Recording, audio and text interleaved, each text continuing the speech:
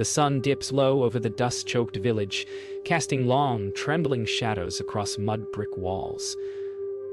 The villagers huddle in small groups, whispers of terror hanging in the heavy air. He comes in the night, an elder mutters, eyes darting toward the darkened forest that borders the settlement.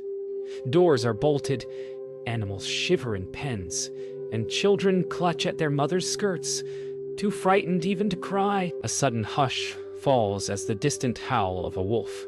Or is it something more sinister? Pierces the evening. The villagers pray, plead, and tremble, unaware that salvation, serene and unshakable, is approaching along the river path, clothed in the saffron robes of one whose presence alone demands stillness and courage. By the village well, a group of terrified villagers huddle close, recounting the latest horrors. "He struck at night again," a woman whispers, voice trembling, "and left nothing but shadows where my brother once stood." The air feels heavy with grief and dread, their stories intertwining, building a tapestry of fear that hangs over the streets. Some weep quietly, others grip makeshift weapons, unsure if they will ever find the courage to confront the darkness lurking beyond their homes. From a distance, the Buddha listens silently, his calm presence absorbing their pain without judgment, a gentle reassurance that fear need not dictate their hearts. The forest looms at the village's edge, dark and impenetrable, its shadows stretching like fingers into the settlement. Birds flee in silence. The wind whispers through gnarled branches, and every crack of a twig echoes like a threat. The villagers speak in hushed tones of sightings and disappearances, the killer's presence becoming mythic and monstrous. Yet Buddha walks toward that same forest, unafraid, his steady gaze fixed on the unseen suffering beneath the darkness. The disciples fall into step behind the Buddha, their whispers barely audible. "Master, can one truly face such evil without fear?" One asks, eyes wide. Another shakes their head, gripping robes nervously. Buddha walks silently, each step deliberate, radiating calm. His presence is a lesson in itself. Courage is not the absence of fear, but the mastery of it. The choice to meet darkness without being consumed. The disciples exchange uneasy glances, learning the first, subtle truth of their teacher's compassion. From the corner of a darkened alley, a shadow flits past and a chill runs through the village. A villager gasps and grips their child tightly, eyes darting toward the gloom. The disciples tense, hands instinctively moving toward the Buddha, but he remains still, calm, unshaken. Even the first hint of the killer's presence cannot sway the serenity he carries. In that moment, fear and courage collide, the stage set for a confrontation that will challenge the limits of compassion itself. At the early morning market, villagers exchange news in hushed tones, glancing nervously over their shoulders. Tales of the killer's latest attacks ripple through the crowd, each story more harrowing than the last. Attention laces the air as merchants hesitate to call out prices, children cling to parents' hands, and fear becomes a tangible weight pressing down on every conversation. Buddha moves silently among them, absorbing his calm aura, a quiet counterpoint to the panic that coils around the stalls. Away from the bustling square, the disciples gather quietly beneath a banyan tree. "Master," one whispers, "how can we teach compassion when fear grips every heart?"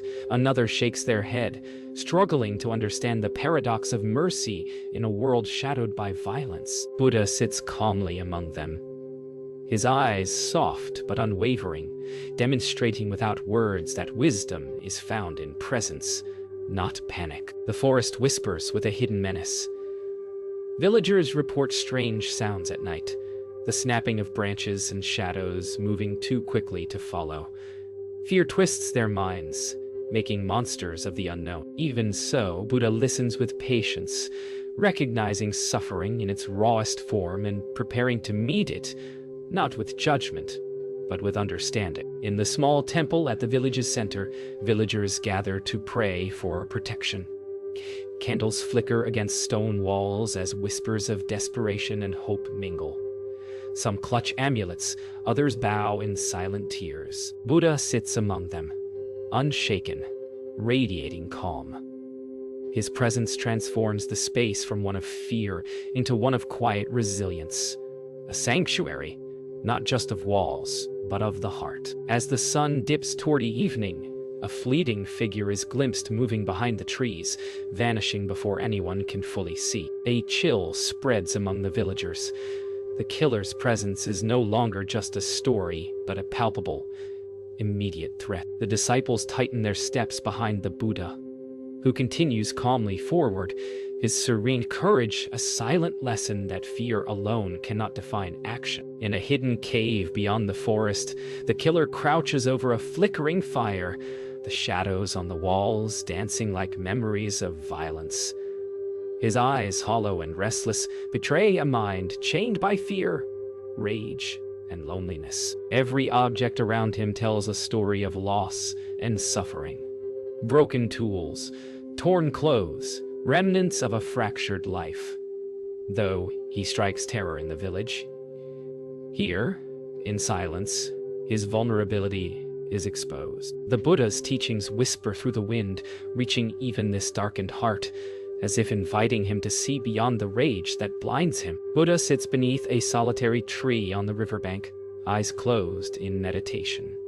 He contemplates suffering, the roots of hatred, and the fragile thread of life that binds all beings. Compassion, he knows, is not earned through virtue alone, but offered freely, even to those who walk paths of destruction.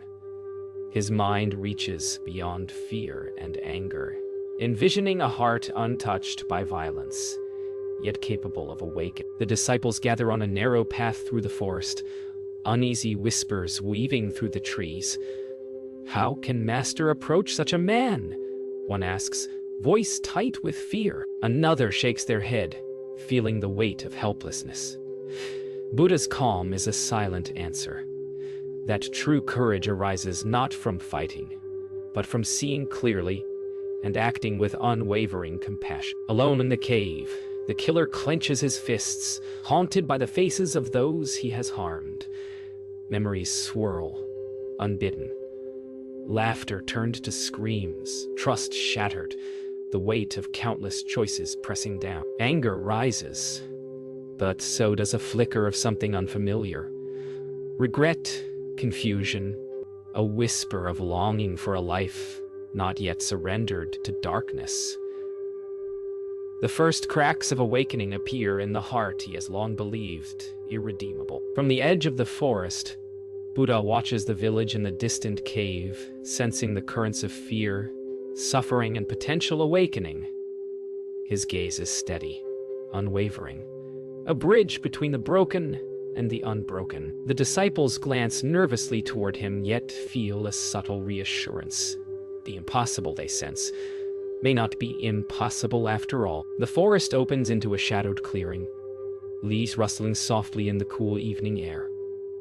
The killer stands at the center, tense and coiled like a spring, eyes darting for escape or attack. From the edge, Buddha steps forward, calm and unafraid, robes brushing the ground in gentle rhythm. Time seems to slow. The world holds its breath as predator and peace meet, and the first tremor of possibility stirs in the air. The killer lunges suddenly, a primal yell tearing from his throat, but Buddha remains still, unflinching. The disciples gasp, ready to intervene, but their master does not move to strike. Instead, his gaze meets the killer's with quiet understanding, a mirror reflecting the suffering and fear that has driven him. Anger and violence hang in the air, suspended, waiting for a choice neither has yet fully spoken. Your suffering does not make you beyond reach, Buddha says softly, voice carrying through the trees. Violence may be your shield, but it cannot heal what lies within. Look and see yourself clearly. I do not come to punish, but to understand. The killer freezes, confusion flickering in his eyes. For the first time, the roar of anger is tempered by an unfamiliar echo. Reflection. From the tree line, villagers watch in silent awe and terror. Their fear is raw, yet a strange hope stirs as they witness the power of stillness over chaos. Some clutch children, others hide behind posts, hearts racing. The disciples glance at each other, realizing that the lesson unfolding is beyond any scripture or story. They are witnessing compassion in its purest, most fearless form. A sudden silence falls, broken only by the whisper of wind through leaves.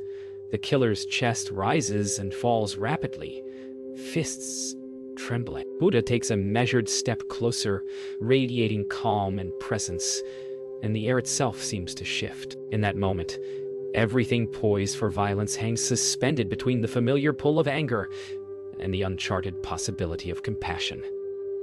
The choice rests entirely within the killer's heart. The killer staggers back, chest heaving as Buddha steps closer, voice calm and unwavering.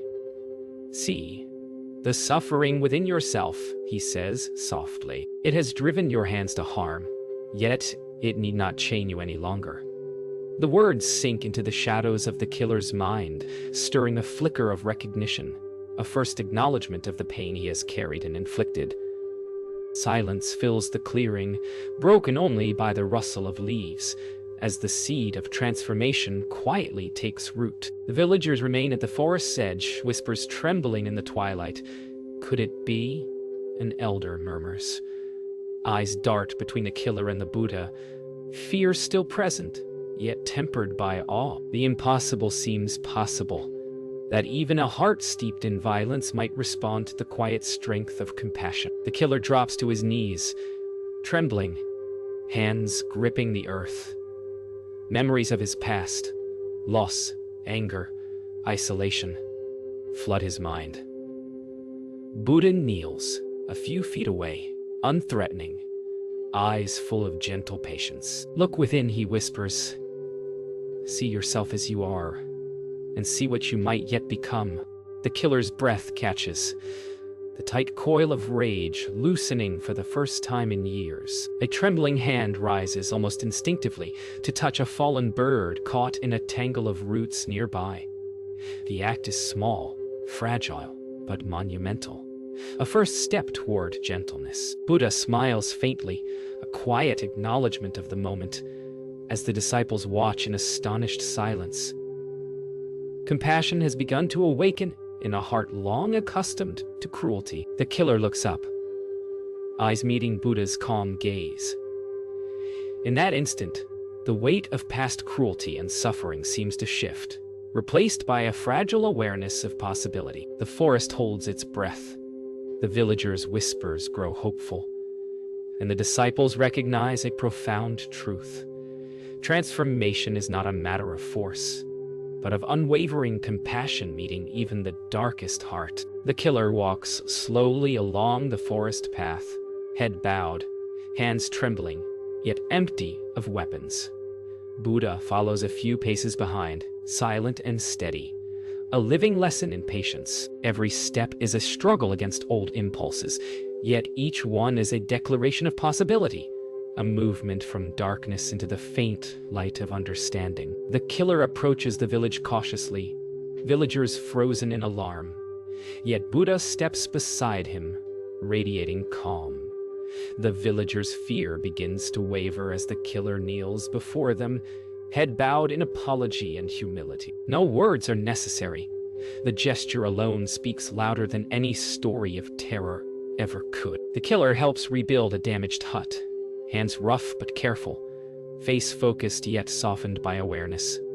Villagers begin to speak quietly, offering guidance and observing without hostility. Each act of service becomes a quiet ritual of atonement, the physical labor a mirror of the inner work reshaping his heart. At twilight, villagers gather for a shared meal, hesitant but curious. The killer sits among them, awkward at first, but gradually joining in laughter and conversation. Buddha observes quietly, his presence a gentle affirmation that even the darkest hearts can find connection when met with patience, guidance, and compassion. The killer stands on a hill overlooking the village, breathing deeply, eyes calm for the first time in years. Memories of past violence linger, but they no longer define him. Buddha stands beside him, a silent affirmation of the journey taken. Below, villagers and disciples move with renewed ease, the air filled with quiet hope. The transformation is not complete, but the heart has shifted, and a path of compassion now stretches forward. The killer kneels before the village elders, hands empty, eyes lowered in humility. "I wish to live differently," he admits quietly, voice trembling but sincere. The elders, initially skeptical, sense the change in him, recognizing that the path of violence has ended. Buddha watches silently, his calm presence affirming the courage it takes to surrender pride and embrace responsibility. The killer begins aiding villagers with everyday tasks, carrying water, repairing fences, tending animals. Hesitant at first, he grows steadier with each act, learning that service heals both giver and receiver. The villagers begin to respond with kindness rather than suspicion, discovering that trust, once broken, can be carefully rebuilt. At dusk, the village gathers to celebrate the harvest, sharing food, laughter, and music. The killer participates quietly, gradually smiling as he feels a sense of belonging for the first time in years. Buddha's serene presence watches over the scene, his teachings of compassion made tangible in the unity and peace now blossoming among villagers. The killer stands alone at the riverbank, gazing at his reflection. The man who once struck fear into hearts now sees someone capable of compassion and restraint. Buddha approaches silently, placing a hand on his shoulder. "True change is not in the absence of struggle, but in the choice to walk a better path," he says. The killer nods, understanding that redemption is both a daily practice and a lifelong journey. From a hill overlooking the village, Buddha addresses his disciples.